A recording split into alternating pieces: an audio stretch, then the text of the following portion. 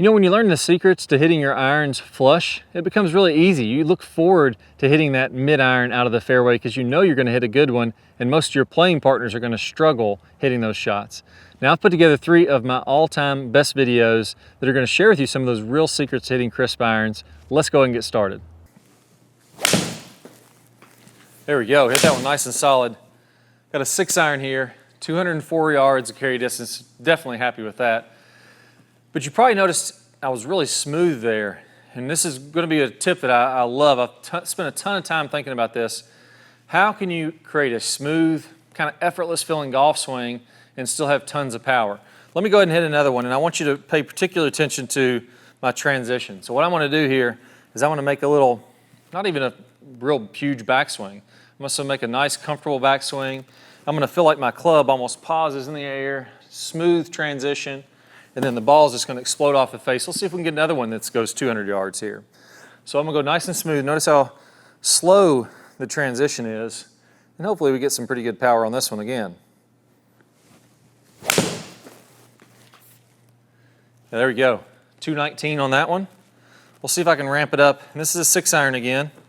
Let's see if I can ramp it up almost pretty good distance with an even slower transition. There we go, 219. For the third one, all those 200 yards or more, all with the 6-iron. You'd like to call one. Hush, Siri. She's always talking to me. So how do you get it to be that smooth? That's the question that everybody wants to know, and still create the club head speed. Well, it all has to do with how the muscles work and how you use the technique the right way. So if I set my wrist early, this won't work. If I start to stand up out of my posture and throw the club early, this won't work. I like to think of it more of like a paintbrush. And if you can imagine that I just dip this down into paint. I got a big glob of red paint just dripping from this paintbrush. What I want to do in my backswing is I want to load my body. I want to turn my shoulders, turn my hips, get my body really loaded up, but I don't want to fling this brush. I don't want to fling all the paint off of it back here. I want to feel like the sensation that I'm having is that the bristles are pointed straight up toward the sky as I'm doing this. So big body turn, but I haven't really set these bristles yet. Then in the downswing, as my body begins to unwind, I'm keeping the paint in this brush pointing toward the sky. And then it's not until the last second that I fling the brush off, or all the paint off that brush. Even more important than that, I want to fling it inside out. The sensation that I'm having is, as I set these wrists in the downswing and I get all this lag, the club, or my paintbrush, however you want to visualize it, is setting to the inside. So my club, instead of being out here, is from the inside, and as I fling that paint, I fling all of it out what would be to the corner of this simulator here. So I want to imagine a stripe of paint from my golf ball and then slung out all over that screen in the right side of the screen there. That's the exact same feeling that I have when I make a smooth swing like that, especially if I want to get a draw like we did on those. If I want to hit a straight shot, I would just fling the paint more toward this fairway. If I want to play a little bit of a fade, I would just fling the paint a little bit more to the left. But same overall motion for all 3 of those swings. And really most people want to hit a draw, so let's focus on that one. So here, again, let's go through it in a real golf swing. First key checkpoint. As I go back, I'm not setting the wrist a ton. I'm not doing this to make my back swing because I'm going to want to do that as I start down. I'm going to be nice and wide with my hands and arms. That means that I haven't really set my wrist here. My club is way far away from my chest, and I've got a weight shift that goes to the right. Now, if you look here, my hips have turned. I've loosened up this left foot to allow my hips to rotate. My knees are moving to allow my hips to rotate, and my shoulders are loading up. So even though my club hasn't gone very far back, I've really made a great shoulder turn here, or what I call the power turn in the Top-Speed Golf system. Now from here, here's the bristles. They're loaded up with paint. I don't want to fling that off yet. I'm going to shift my weight to the left, and as I open my body, I'm creating lag then. I'm letting those bristles drop down to where now there's a sharp angle here, but no paint is off of it yet. And then from there, I'm throwing that paint. I'm slinging it on through as my body opens up. And that's what allows you to be smooth, but really get that snap, that kind of pop of speed, get that paint to fly off there through contact. You don't have to be that strong or that powerful to have this move happen and still get some pretty good distance. Again, let's go ahead and try it one more time. In reality, my club will go a little farther back. In reality, it won't look exactly like that, but that's the feeling that I'm having. So really nice and smooth here. See if we can keep it over 200 yards. There we go. Pretty solid shot, 203 again, and nice little tight draw right down the target line. There are 3 crucial things that you have to do if you want to be a great ball striker. If you get these pieces down, I'm telling you, you can give Colin Morikawa a run for his money. So let's work backwards with number 1. Number 1 is we need to get the butt end of the club to the ball before the club reaches parallel to the ground. When we look at the best ball strikers, this is the kind of position that they're in. So if I fast forward this to impact, you can see how I'm getting my hands ahead of the golf ball, and I'm de-lofting the club, and I'm going to compress the heck out of the ball if I'm able to do that. When I look at golfers that really struggle, what they're doing is by the time this butt end of the club gets to the ball, that club's already down here, or sometimes it's even at the golf ball. And you're going to end up hitting thin shots, chunks, losing a lot of compression because you're going to be adding a lot of loft at impact, basically turning your 5-iron into a 9-iron, and that's not what we want to do. So we want to get those hands in front, and the only way we can do that is by getting the butt to the ball before the club gets parallel to the ground. Now, I see a lot of golfers try to do this, but what they end up doing is they try to go from point A to point B. From the top of the swing, they try to get this butt into the club straight down to the golf ball from point A to point B. And the problem with that is when I do that, look what happens to the club. That club, I'm going to pull my hands in, and that club is going to want to cast. And if that club casts, there's just no way I'm going to get that butt to the ball before that club is parallel to the ground. So what we need to do is number 2, which is create width. We need to push that butt away from you. So butt away from you in the start of the downswing, and then butt to the ball. I want this butt into the club to take a scenic route. I want it to take the longest route possible to get to the golf ball. You've heard of instructors saying width. That's what we want. We want to get that club going out away from the body. Now, a big mistake that I see with that is I see golfers try to push the butt into the club out this way. I want you to push the butt into the club away from your body with your arms. So really push it out away from you. So watch, if I do that, look what happens to the club. That club head wants to fall back behind my hands. If I pull my hands in, the club head wants to go that way. If I push my hands out, they want to go that way. So if I put those 2 pieces together, where I'm pushing my hands out, the club head falls behind, and I get the butt end of the club to the ball, now I'm in that great position, and I can get lots of shaft lean as I'm coming into impact. So here's what I want you to do first. I want you to go to the top of the swing, and I want you to pause. And at the top of the swing, I want you to feel this butt go away from you. So butt goes out away from you. You're pushing it out away from you with your hands, and I want you to pause about halfway down. So go up to the top, pause about halfway down. From there, I want you to get the butt to the ball. Club is parallel to the ground, butt to the ball, do a little pump, and swing through into the full finish. I want you to do that for about 5-10 minutes. Get in plenty of reps doing that, getting comfortable with the motion, getting comfortable with that club being behind your hands throughout the swing. Right? So once we've done that, now we want to work toward doing more fluid swings. All right, so I want you to go up to the top, pause, and I want you to, in a fluid motion, go really slow, get that butt into the club going out away from you, and then to the ball, right? So nice, fluid, and slow. And again, 5-10 minutes, doing lots of reps, getting that slow, fluid swing. Once we've done that, let's go to the next progression, and now let's do it in a complete fluid swing. So we went pausing reps, and then we went 1 pause at the top, fluid through the downswing, and now what I want you to do is I want you to do an entire fluid swing. But go nice and slow with it.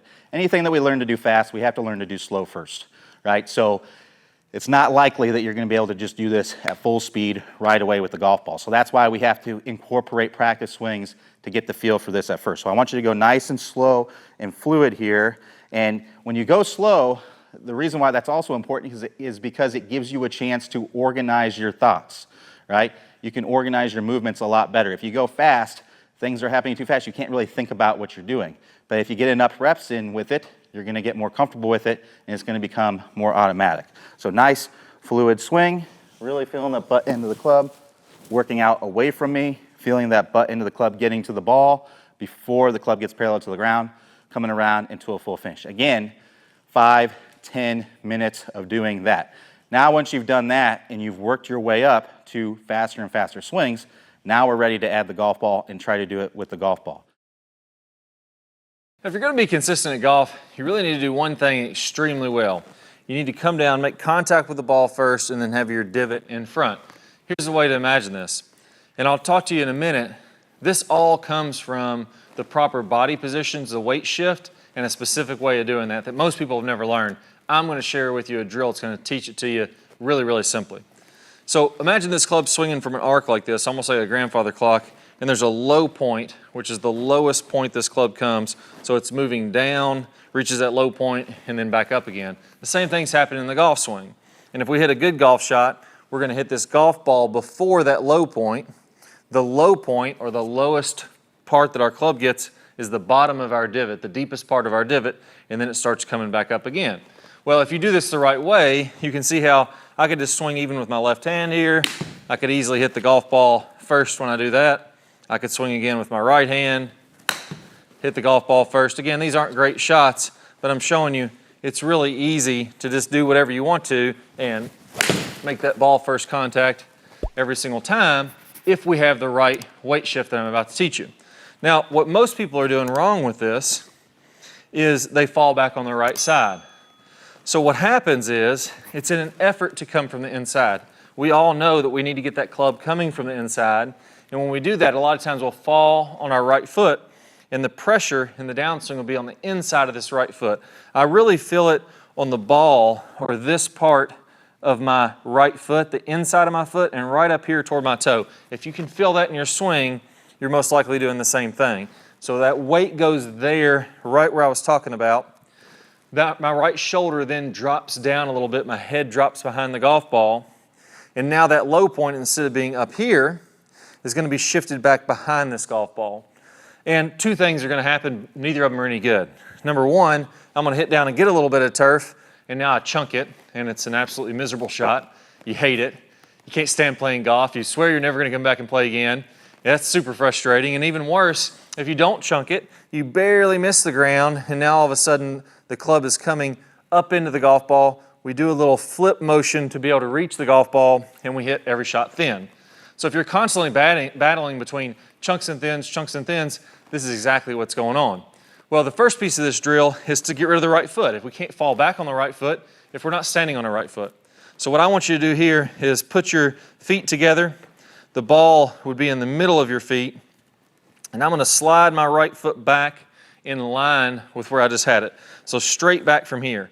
Now, a mistake people make when they're doing this is they'll get their foot a little bit out to the side without even noticing it, to where my foot would be over here. And now I can still, believe it or not, find a way. Everybody will find a way to mess up a good drill, but I'll find a way to drop back and still hit behind the golf ball. So we got to make sure that we get this foot kind of behind our left foot. Now we're in a way to, we have no choice. Our weight is in front of the golf ball. I really want to feel like pressure on my left hip. I want to feel pressure on the outside of my left foot. And from there, I can go ahead and come from the inside, or I can come down and hit the golf ball first very easily. So that time, hit the golf ball and then the ground.